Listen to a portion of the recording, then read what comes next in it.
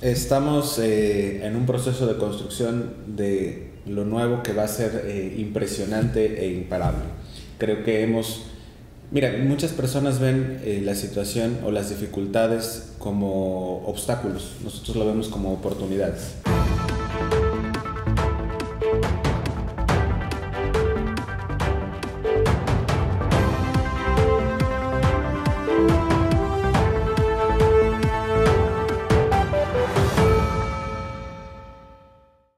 Hola, ¿cómo están? La participación de la juventud en la política actual me parece un tema súper interesante y me da muchísimo gusto, mi querido Agustín Arcos, recibirte en esta tu casa NB, en este espacio que denominamos Diálogos, y justo de eso se trata. Pero aquí, Agustín, se trata de conocer a la persona, al niño, al adolescente, al joven. Muy bien. Platícanos. Tú eres, por supuesto, jalapeño. Así es. Y naces en Jalapa. ¿En dónde naces? ¿Quién es tu familia? Platícanos un poco más. Bueno, primero que todo, muchas gracias por la invitación, Mauricio, y a todo el amable auditorio que nos acompaña. Soy Jalapa, muy de Jalapa, porque la primera etapa de mi vida la viví en el centro de la ciudad. Yo nací en la clínica del ISSSTE, la que está por San Bruno, un 15 de abril de 1986. Tengo 37 años. Y mi familia, bueno, por cumplir 38, van a estar invitados a la fiesta. Perfecto. Mi familia vivía en el edificio Nadal, aquí sobre la calle Insurgentes, un edificio rojo. Sí, claro. Muy alto. Claro. Abajo de la escuela Cuauhtémoc. Entre la Cuauhtémoc y la Oficial B. Ajá. Ahí pues vivimos los primeros momentos de la infancia. Y de la que tenemos gratos recuerdos, por ejemplo, de los 16 de septiembre, que desde el balcón del departamento pues se veían todos los fuegos pirotécnicos. Claro. En algunas ocasiones bajábamos, mi papá nos llevaba y demás, pero ya somos 3 hermanos, ya con tres chiquillos y chiquillas, dicen por ahí, ¿no? Sí, claro. Ya era más complicado, entonces gratísimos recuerdos. Oye, pero ¿eras un chavito inquieto o eras líder o eras más tranquilo?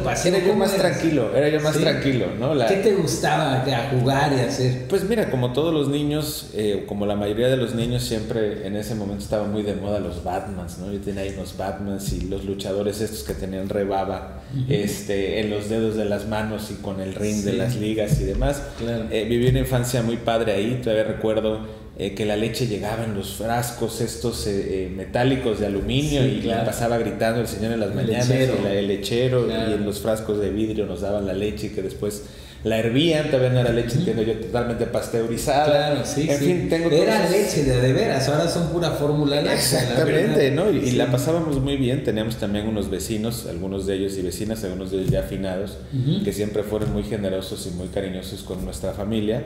Y yo me andaba en los departamentos, andaba luego con la señora Lili, que sí se llamaba la señora, en paz descanse, en el departamento de arriba. O luego me iba con una dentista que estaba en el departamento de abajo, sí inquieto pero tranquilo, nunca fuera, digamos, de regla, que tenga yo el recuerdo que mi mamá, mi papá me jalara las orejas contadas ocasiones y por pequeños detalles, minucias. ¿Cómo eran tus papás? ¿Viven actualmente tus padres? Mi padre no, mi padre desafortunadamente es finado. Él siempre fue una imagen muy estricta, muy rígida.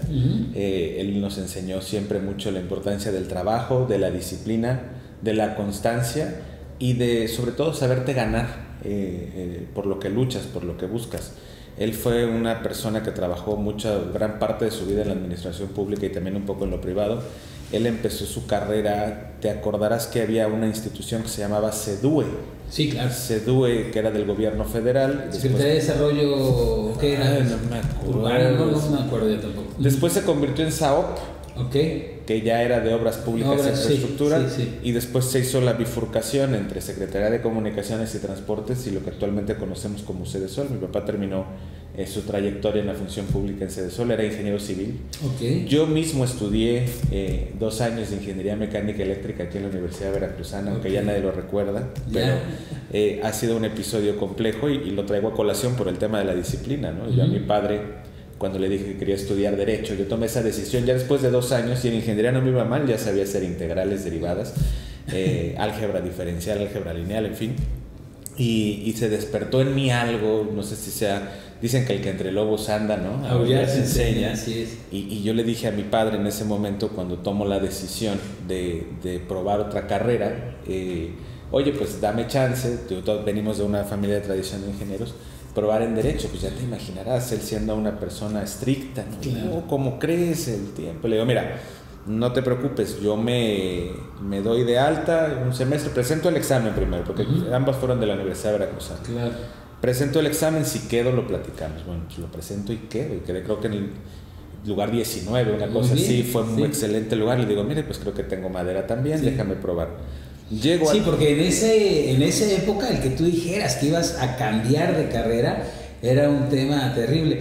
Yo te cuento, mis 3 hijos, los 3 cambiaron de carrera. Bueno, o sea, que empezó estudiando Derecho, acabó como chef, que además es un gran chef, y así los demás, ¿no? Otra administración de empresas y ahora estudió Derecho, en fin, es un tema. Y lo ves desde la perspectiva de papá, y ahora que yo soy papá de dos niñas, creo que sí podría ser, o uno lo entiende en esa lógica como un salto al vacío. Yo creo que así lo entendió, pero hubo un quiebre muy importante porque llego a la Facultad de Ingeniería Mecánica Eléctrica y pido mis papeles, siempre te retienen ciertos documentos para tenerlo en el archivo y me dicen, bueno, es que si tú te das de baja, es baja definitiva de Ingeniería Mecánica Eléctrica si te quieres cambiar de carrera. Eso mi padre nunca lo supo, ahorita me está escuchando desde el cielo, pero yo en ese momento ya había tomado la decisión de ir a Derecho y no volví, y considero que es una de las decisiones más importantes de mi vida. Mi madre, por otro lado, vive, es una señora generosa que siempre ha estado muy al pendiente de sus hijos, siempre nos ha brindado ese cariño, ese soporte, y ahora ese de abuela. respaldo. La abuela más consentidora que te puedas imaginar. A veces, como bien dice esa frase, que los padres se educan, los abuelos se educan, claro. Pero bueno, siempre ha sido un soporte y es el pilar de nuestra familia, y es una de las personas que siempre nos ha impulsado hacia seguir adelante, y sobre todo algo muy importante, creo yo, que dentro de mi parte formativa ha tenido lugar, que es el mérito, ¿no? O sea, que las cosas se ganan, que las cosas se trabajan, y para ganárselo hay que estar preparados, hay que tener valores y hay que estar conscientes de hacia dónde queremos caminar, ¿no? Así es, sin lugar a duda, y bueno, de estas maravillas que todavía te tocó a los padres que sembraban, digo, no lo sé ahora, tal vez los formatos sean diferentes, las generaciones también han cambiado mucho, pero todos estos valores, este cimiento que te da la posibilidad de ver y entender la vida de una manera sin lugar a duda distinta, ¿no? Creo que eso es muy padre en la formación. Antes iba uno a la escuela que te correspondía cercano a tu casa. ¿A qué jardín de niño vas? Fui en un jardín de niños que se llama Francisco Gavilón de Soler. Hay 200. En uno de esos 200 yo cursé mi educación de preescolar, y tengo un recuerdo muy presente todavía, muy marcado del primer día de clases, de cómo lloré yo cuando me dejó mi mamá, ¿no? Y cómo la educadora en ese momento me cobijó, y con un grupo de compañeros me llevaron al arinero para estar tranquilo y demás. Porque eventualmente yo soy el tercero de los hijos, ¿no? Mi hermana me lleva 7 años, y mi hermano me lleva 9. ¿no? Entonces ya era un espacio como muy significativo, entonces yo estaba pegado a mi madre 24/7, y lo tengo como un recuerdo bonito porque en ese kinder había un mural, no sé si todavía exista, precisamente de Francisco Gavilón de Soler, en la calle de Rabel. En la calle de Rabel, entre Rabel y no me acuerdo cómo se llama la calle que sigue.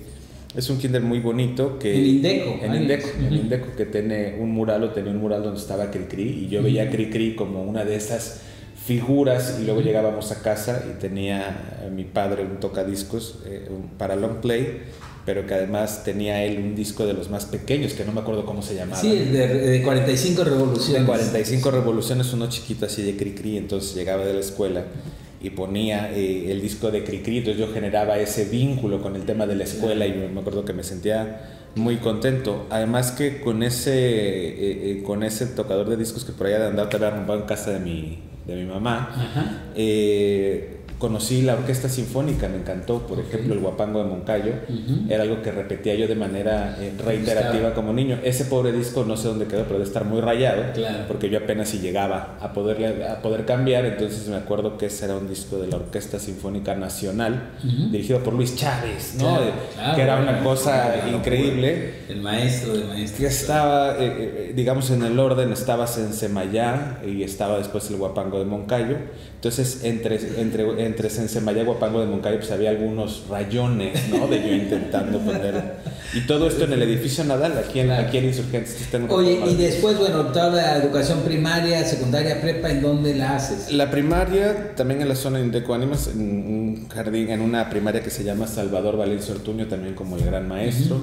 Después en la escuela secundaria técnica número 128, que quedaba ahí a la vueltecita. Y después me fui al COBAEP.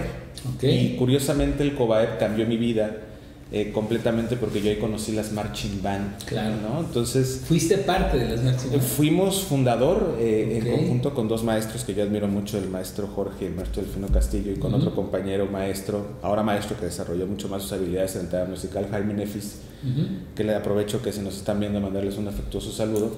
Generamos este proceso de transformación entre la banda de guerra habitual que conocemos a la banda de música. Fuimos parte de ese equipo seminal y posteriormente me quedé, ya terminando la prepa, 4 años mejor dicho, trabajando en la banda de música, ya como director de la parte de percusiones de la banda de música Panteras. Increíble, o sea, cómo da giros la vida, ¿no? Oye, ahorita que hablas de las bandas, que se me hace un tema interesantísimo y que además he tenido la inmensa fortuna de colaborar, de estar con ellos en varios eventos masivos, grandes, importantes, en el Estadio Jalapeño, en varios lugares. Siempre que los hemos convocado han participado con nosotros. Dices, nosotros fuimos fundadores. ¿Estas bandas se originan en particular en qué escuela? O sea, ¿quiénes inician este como movimiento, este tema de las bandas, y hoy por hoy se vuelve algo maravilloso a nivel ya internacional, ¿no? Bueno, hay un antecedente histórico en los años 80, que en aquel entonces era la Orquesta Infantil y Juvenil. Me parece que en ese momento pertenecía a la Secretaría de Educación, con el maestro Jorge Alberto Morales Álvarez. Fue la primera, digamos, banda de música registrada de alguna manera, que lo que hicieron fue tomar a la orquesta y ponerla a caminar, ¿no? Digamos que ese es el antecedente. En una segunda etapa, a través del maestro Jorge y Delfino Castillo, con la Escuela Secundaria Federal número 5, iniciaron con este proceso para implementarse como banda de música, seguida por el Colegio de Bachilleres, seguida por el COBAEP. Los maestros daban clases en ambas escuelas y se vivía ese momento de transformación. Y posteriormente, y creo que no casualidad, o sea, un tema de estas características, que como decía un gran maestro mío, el que tiene un instrumento en la mano no tiene un arma, por ejemplo, ¿no? Bajo ese modelo se construyen alrededor de las bandas unas comunidades de padres de familia, de maestros, los propios muchachos aprenden de la disciplina, o sea, se convierte en un espacio muy virtuoso. Hace ratito que veníamos para acá pasó la banda de la técnica 3 atrás, y justamente subí en mis redes sociales un comentario a propósito de decir que Jalapa es sus jóvenes y Jalapa es cultura, pero que cuando los dos se juntan es otro nivel, ¿no? Entonces entendemos ese espacio como valiosísimo para la creación de nuevas generaciones. Muy olvidado de repente, ¿no? Es decir, ha tenido momentos de plenitud total, en donde realmente es reconocido, es mi punto de vista, en donde ha sido muy, muy impulsada, sin olvidar, por supuesto, a Roberto Bravo Garzón como un impulsor maravilloso de la cultura y del arte, de la música, la danza, el teatro, en fin.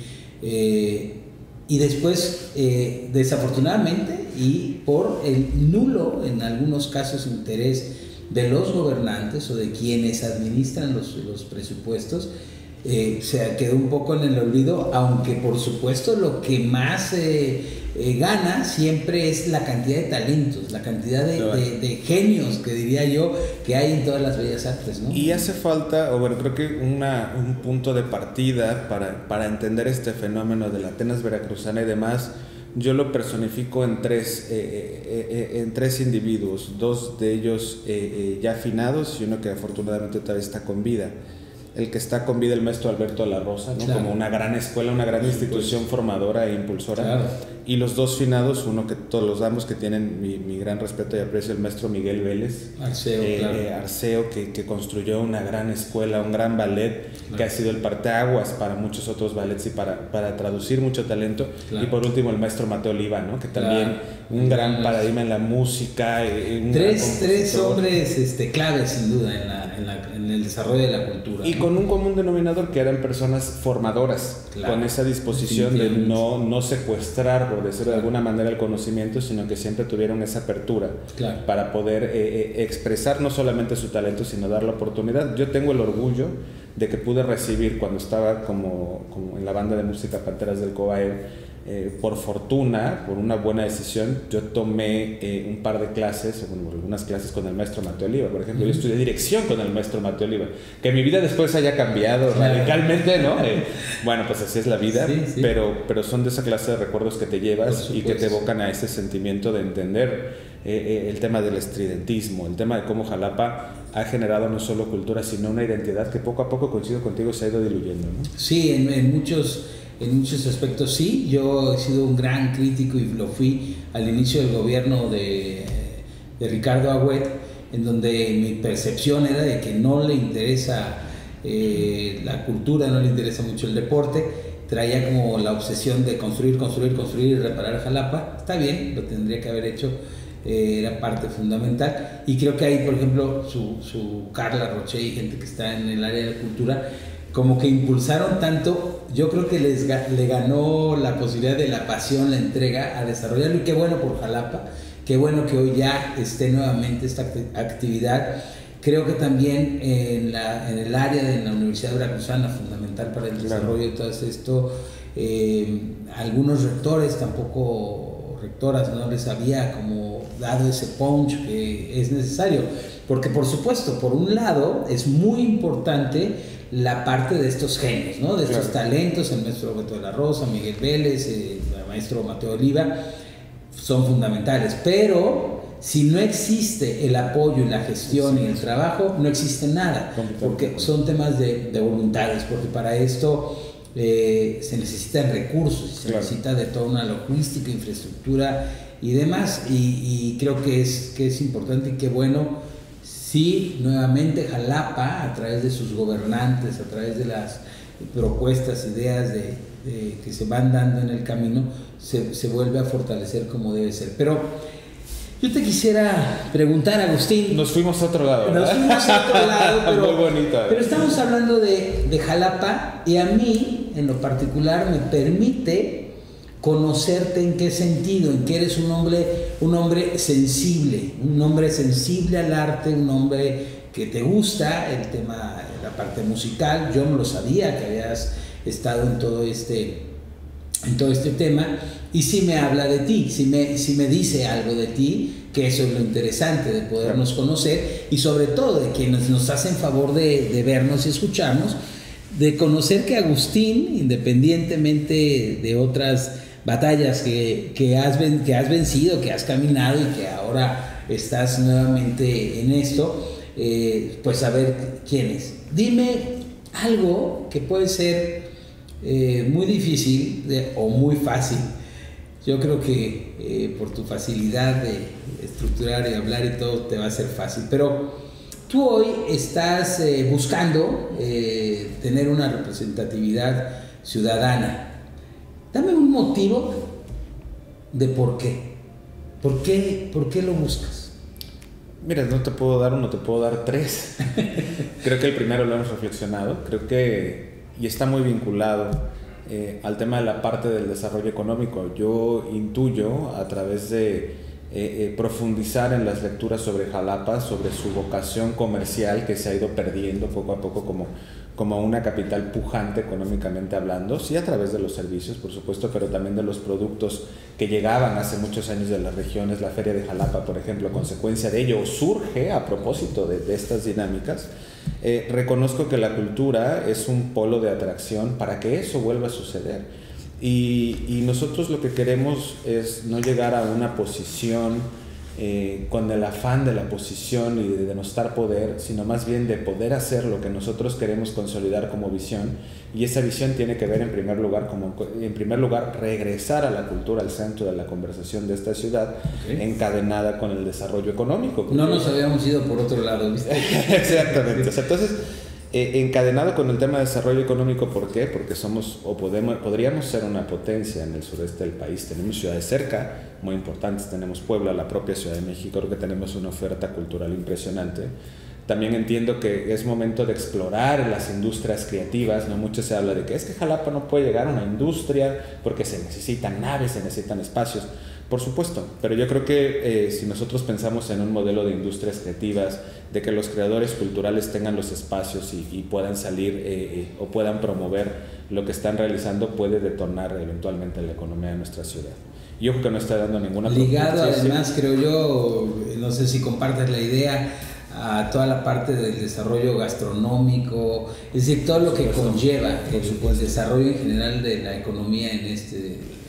Lo que le dicen ahora los que están en ese tema, que tú eres un especialista en el asunto, la experiencia, sí, la experiencia, ¿no? O sea, la crear experiencias, claro. Después tiene que ver con el tema de los recursos hídricos. Mira, hemos sido testigos de cómo el tema de desarrollo, de crecimiento demográfico ha afectado a sobremanera pues nuestros recursos, sobre todo naturales, el tema de la viabilidad hídrica de la ciudad. Nosotros somos, o nuestro nombre es Manantial en la Arena, y tenemos manantiales enterrados. En otra ocasión les voy a compartir, en esta ocasión no lo traigo, pero tenemos evidencia, por ejemplo, de que debajo de nuestros pies hay vida. Hay vida silvestre que vive de estos manantiales y nosotros los tenemos enterrados, y sumado a eso luego nos inundamos y abrimos la llave y no hay agua, ¿no? Entonces somos una ciudad muy paradójica y eso nos mueve. Y tercero, y creo que no por eso menos importante, el entender que en esta ciudad todas y todos cabemos, y de que no nada más existen los coches, sino también existe el peatón, también existen los transportes no motorizados, en fin, que tenemos que volver a converger aprovechando esta historia tan rica que tenemos, que creo que se ha simbolizado a través de muchos valores, como las virtudes que tenemos atrás de Palacio de Gobierno. Si nosotros volvemos a poner el foco en esas virtudes, nos vamos a dar cuenta o vamos a reconocer qué es lo que estamos buscando como ciudad, y es esa vocación de salir adelante, de gente trabajadora, pero que sería impensable en un entorno donde te tardas 2 horas para llegar a hablar, ¿no? Y lo hemos visto, creo que a través incluso de este amable medio de comunicación nos hemos informado de que ha habido sucesos viales donde ya la gente se está agarrando a golpes. Claro. Lo que quiere decir que se está convirtiendo en un problema de salud, ¿no? Entonces nosotros queremos llegar a esos espacios, queremos llegar a esos lugares, vamos a decirlo, de poder, pero para poder materializar la visión que nosotros tenemos de ciudad, con una visión de corto, mediano y largo plazo, que nos permite entender que es una ciudad donde todos cabemos y donde todos tenemos que aprender a convivir de manera sana para salir adelante. Fíjate, planteas 3 temas sin duda importantes, y sé que por el periodo en que se encuentran los procesos electorales no es posible profundizar mucho, no es posible ni profundizar ni decir nada de cómo, ¿no? Eso ya lo dirás, y que bueno, me parece que los 3 puntos que tocas son fundamentales, son muy importantes. Y te voy a decir algo que me gusta, Agustín, de ti. Fíjate, te estás focalizando, y dije hace ratito, eres un hombre estructurado sin duda, te focalizas en 3 puntos, ¿no? En 3 temas, los 3 viables, algunos más costosos que otros, por supuesto, que generan una complejidad mayor el logro. Claro. Hay otros que solamente es de educación y de información que generen las posibilidades de desarrollar esto. Y ¿qué es lo que me gusta? Que no haces planteamientos como 100,000 cosas, ¿no? Entonces te metes a hablar de seguridad, de salud, de esto, de etapa.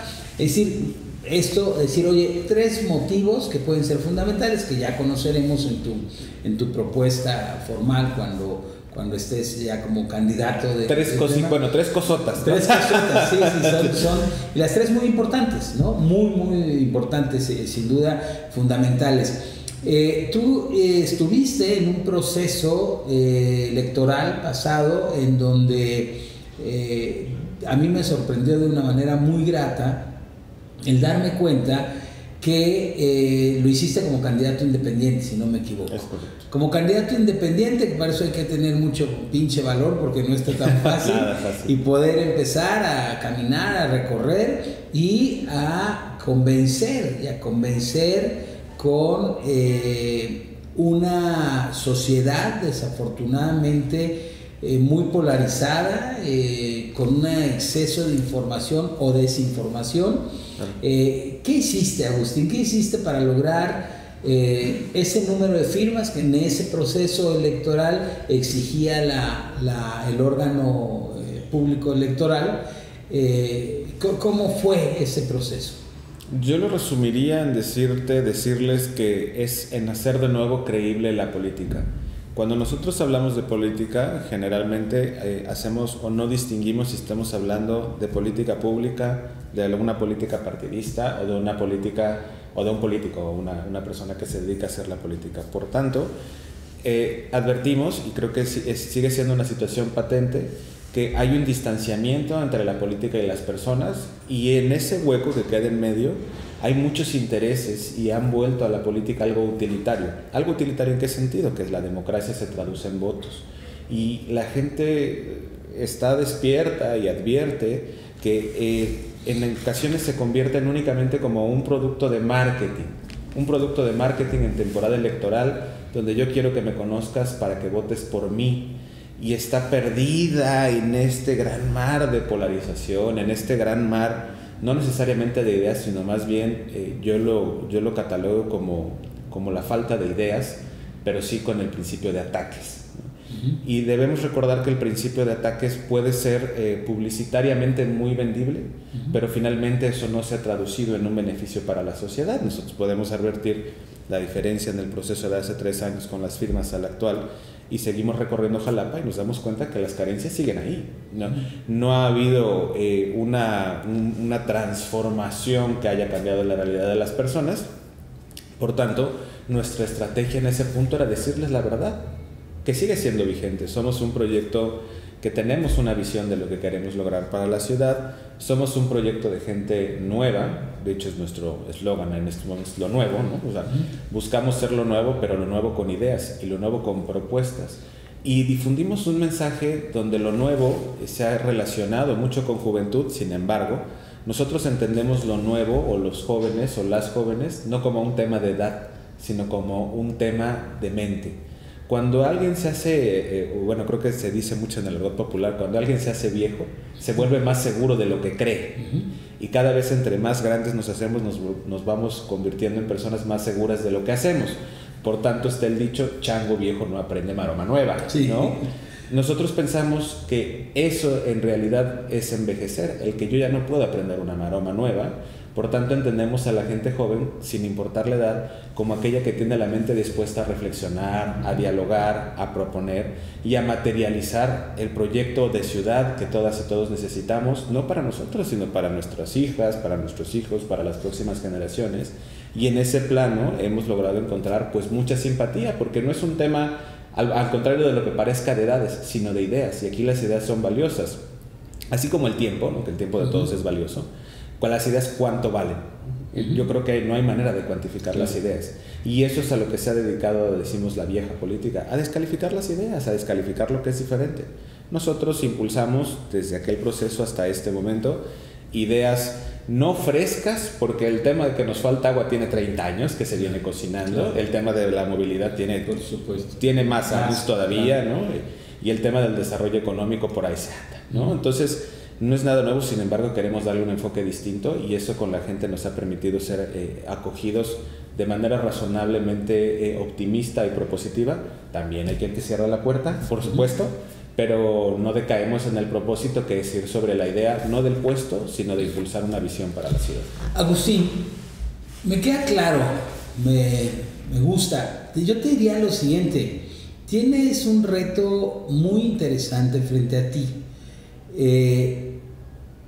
Y creo también muchas ventajas. Voy a empezar por lo que podría ser aquellos puntos a favor, ¿no? Tienes hoy el respaldo de un partido político que hace una mercadotecnia extraordinaria, ¿no? Que tiene un trabajo mercadológico muy importante. Un trabajo de Samuel García, que en un mes logró mover masas impresionantes de las juventudes, que es un mercado hoy fundamental en el proceso electoral, pero yo iría más allá, fundamental para el desarrollo histórico de nuestro país y nuestro estado de Veracruz y nuestra capital, Jalapa. Y tienes también una serie de personas de mayor de edad, adultos, yo diría adultos jóvenes y adultos mayores, que traen un mundo de programas de apoyo económico y todo, que también incide muy fuerte, y traen también un tema mercadológico de un personaje como lo es Andrés Manuel, ¿no? Entonces, bajo este contexto que yo visualizo hoy, tu trabajo ciertamente puede ser muy enfocado a las juventudes. Primera pregunta, ¿cómo le vas a hacer para lograrlos interesar? ¿No? Es decir, porque ya el momento mercadológico, eso fue y ¡pum! Y se va. Esa es una primera pregunta, ¿no? Que te diría, ¿cómo le vas a hacer? ¿Cómo convencer a aquellos adultos, jóvenes y adultos mayores, no sé si existe el contexto de adultos jóvenes, segunda juventud, que sería yo, en donde puedas también mover estos formatos ya como muy establecidos, ¿no? Cuando con la puras juventudes no te daría, claro, para poder ganar. Claro. Entonces, sé que no me puedes decir en este momento. Estoy organizando. Electoralmente, no jamás quisiéramos ni a ti ni a nadie perjudicarlos por una charla, pero pues los chavos hoy hay que despertarlos, hay que motivarlos. Es que yo lo veo. Estuvo aquí alguna otra persona que también tiene aspiraciones por Morena, Rafa Alarcón, y yo le decía, le hacía la misma pregunta, es decir, yo entiendo que ustedes tienen grupos de jóvenes, pero se queda limitado. Claro. Hoy no hay un interés de las juventudes. ¿Tú qué piensas al respecto? Mira, yo creo que sería, por decirlo menos, cuestionable el entender que en este momento la juventud no ha participado, porque tendríamos que encontrar un elemento que nos permitiera preguntarnos o decir cuándo sí participaron.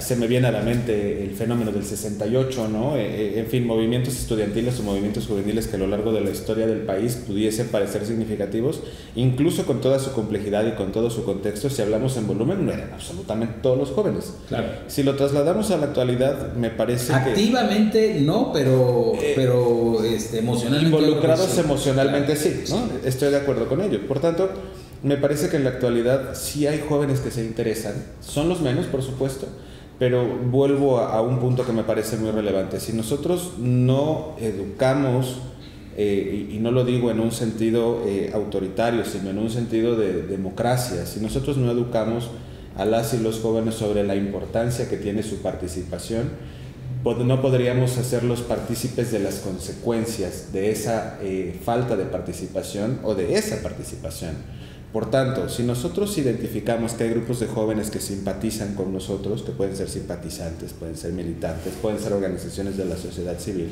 nosotros como entes de interés público no podemos convertirnos en el centro de las causas, sino las causas tienen que ser las que a los jóvenes les interesan. Y nosotros encontramos a través de estos temas que te planteaba o que platicábamos hace rato, mucho interés de ese sector. ¿Por qué? Porque a todos les interesa vivir en una ciudad donde se sientan seguros. Jalapa es una ciudad por vocación estudiantil y se ha cometido, creo que muchas veces hablando en política, el error de decir, no, pues es que vamos a buscar a todas las universidades para que participen y demás.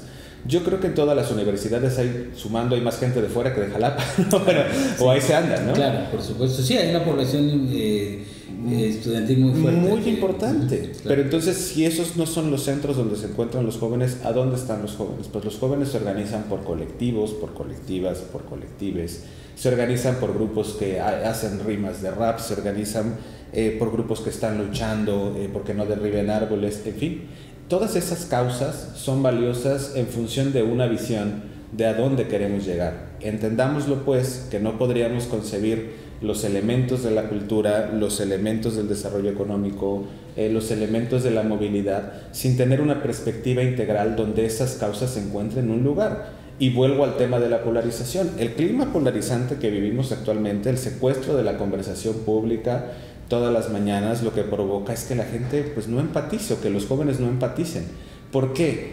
Porque creo que se está apostando de manera, vamos a llamarlo sistémica y estructural, a no despertar ese gran monstruo que son los jóvenes. Y nosotros vamos a apostar precisamente por despertarlo, pero despertarlo con causa, despertarlo con sentido, despertarlo con valores, que es el punto de conexión con la siguiente generación, con la segunda juventud. Creo que debemos evocar un sentimiento del Jalapa del que venimos para saber al Jalapa al que vamos, y debemos hacerle entender a esta segunda juventud lo importante que es que confíen en lo nuevo. Y confiar en lo nuevo no es ir con los ojos vendados, sino que tengamos la disposición de cuestionar las propuestas que en su momento se vertirán. Ya me iba yo a soltar. No puedes. Sí. De cuestionar las propuestas, de construirlas, porque queremos hacer un proyecto incluyente, y la palabra incluyente pues quiere decir que encuentren todos el espacio, y que ese espacio se convierta realmente en preponderante de la conversación pública. Te voy a poner un ejemplo. Recordarás que en la vieja Grecia estaban los espacios, las ágoras para hacer estos debates de lo público y de lo importante. Creo que la situación polarizante que vivimos evoca a que llevemos a la política otra vez a los espacios de la cultura, ¿no? Donde se pueda volver a discutir, donde no sea pecado ser parte de un partido político, sino donde haya la oportunidad o se genere la sensibilidad para hacer esa construcción del intercambio de ideas, que finalmente regresar a la esencia de la democracia. Y eso creo que de manera intergeneracional pues a todos nos puede convenir. Sin duda, me parece interesante, me parece una estrategia inteligente, pero el tiempo juega en contra en este momento. Claro. Es decir, habría que tener una estructura organizacional bastante robusta, bastante convencida para hacerlo. ¿Hay esta posibilidad? Estamos en un proceso de construcción de lo nuevo que va a ser impresionante e imparable. Creo que mira, muchas personas ven la situación o las dificultades como obstáculos. Nosotros lo vemos como oportunidades, y entendemos que estamos también en una posibilidad histórica de poder reescribir el rumbo de la ciudad, no porque todo lo que haya quedado atrás es malo, sino porque tenemos que rescatarlo mejor para proyectarlo hacia un futuro donde donde todas y todos encontremos un espacio, donde todas y todos nos sintamos orgullosos de nuestra ciudad. Pero eso se hace, vamos a decirlo, por debajo del agua, ¿no? Te hago una pregunta ya para ir finalizando, y esta es tu casa, y estaremos con el gusto de recibirte en este y otros espacios para ir conociendo, porque habrá ahora una serie de espacios aquí en NB donde solamente se toque el tema del deporte, la cultura, otros espacios donde se toca solamente el tema político, en fin, vamos a tener varios espacios con diferentes personalidades. Nada más que invítame cuando ya pueda hablar. Ya, por supuesto, claro que sí. Pero yo tengo una duda. Quiero ver tu opinión. ¿Tú crees que si hoy los jóvenes se convencen de salir a votar, votarían por el actual gobierno? Mira, yo creo que cada joven, cada hombre, cada mujer joven tiene una circunstancia completamente distinta entre sí mismos.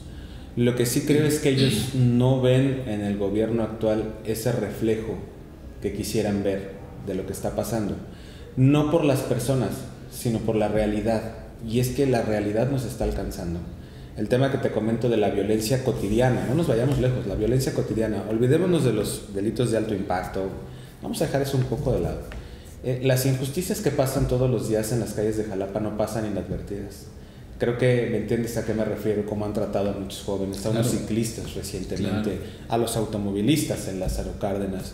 Entonces, pero también son personas que entiendo yo que su fenómeno político es apartidista, ¿no? Son personas que, digamos, permanecen en el anonimato y que no están siendo partícipes ni de encuestas ni de sondeos, pero que advierten la realidad y que en su momento tomarán la decisión, y que esa decisión fue la que llevó a las personas que actualmente se encuentran en el poder, ¿no?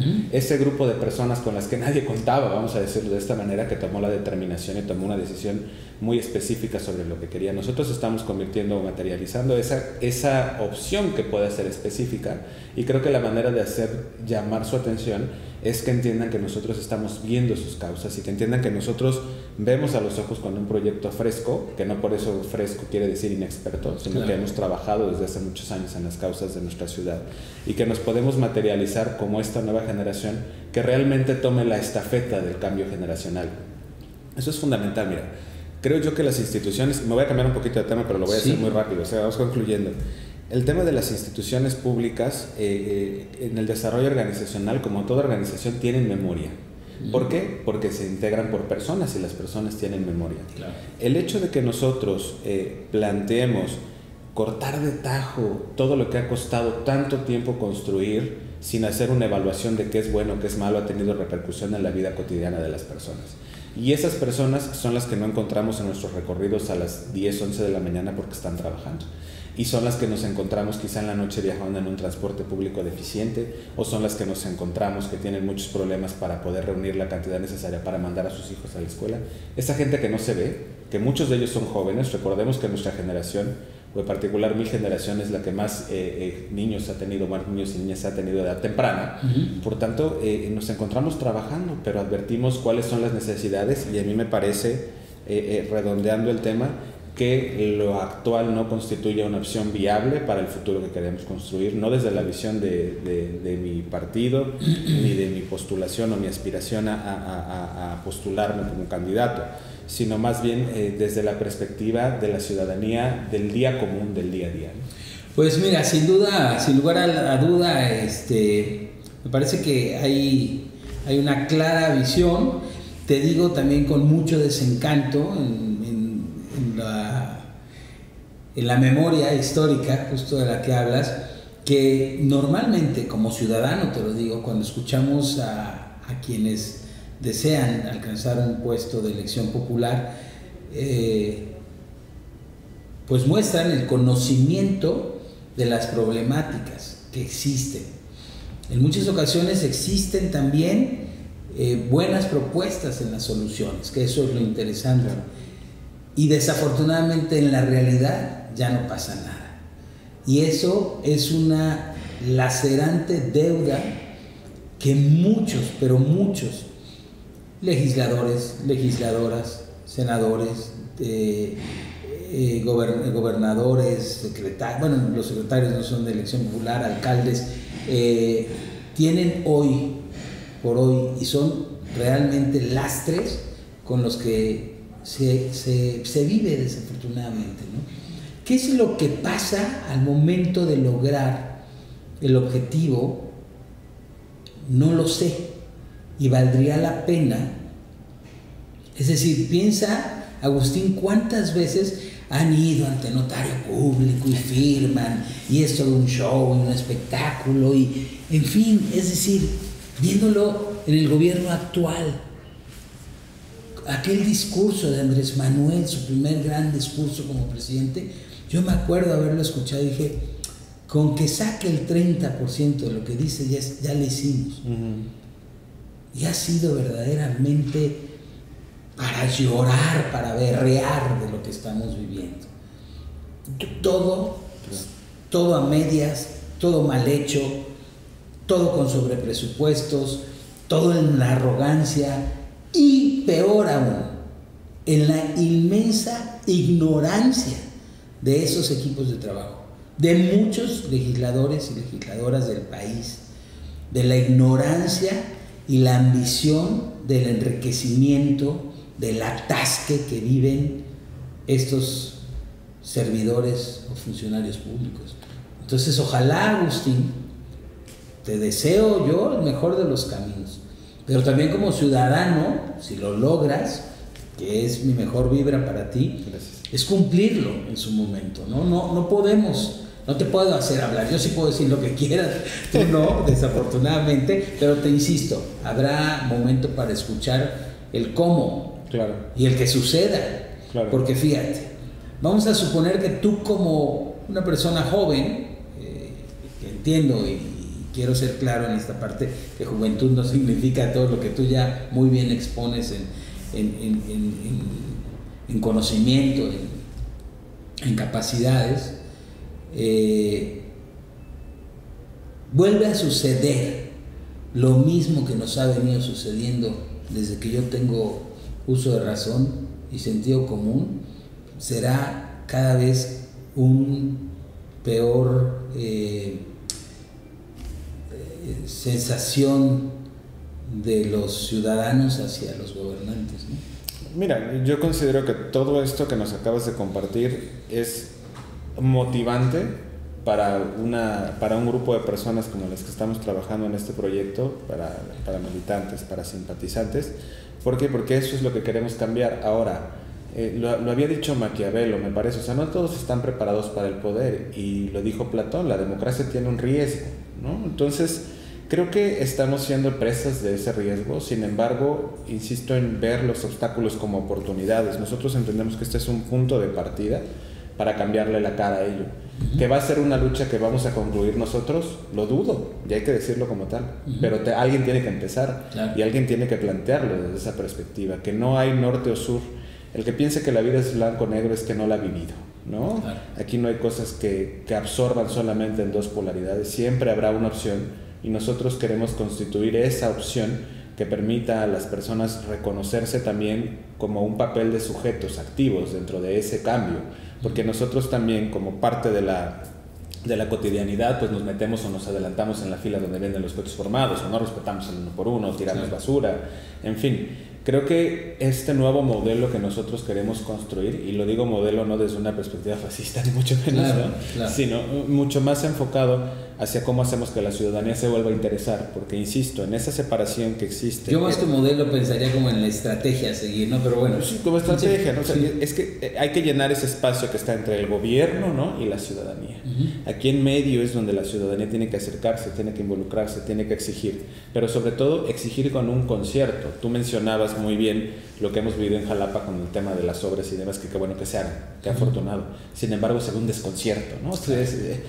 Ok, entonces, ¿cómo podemos nosotros como ciudadanos ser propositivos a ello? Claro. Y cómo podemos abonar para construir la sociedad que queremos, que no va a ser de la noche a la mañana, porque así como el problema del agua tiene años, claro, el tema de la descomposición social también tiene años. Entonces hay que volver a poner un punto de partida, pero entiendo yo que tenemos faros grandiosos aquí en Jalapa. ¿Cuáles son esos faros? Pues vamos a volver al tema de la cultura, vamos a volver al tema de nuestras virtudes, de los valores. Tenemos todo puesto para hacerlo, ahora solamente falta que tomemos la decisión de que sea algo. Pues me encanta la idea, Agustín, de lo que planteas.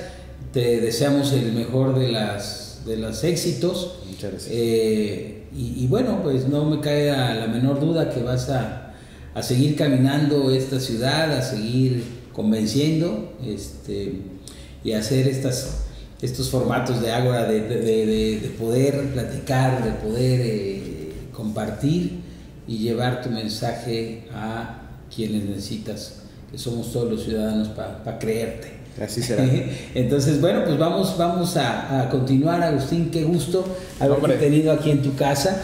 Muchas gracias. Nosotros pues nos vemos en nuestra próxima mesa de diálogos, y les agradezco mucho el favor de la atención.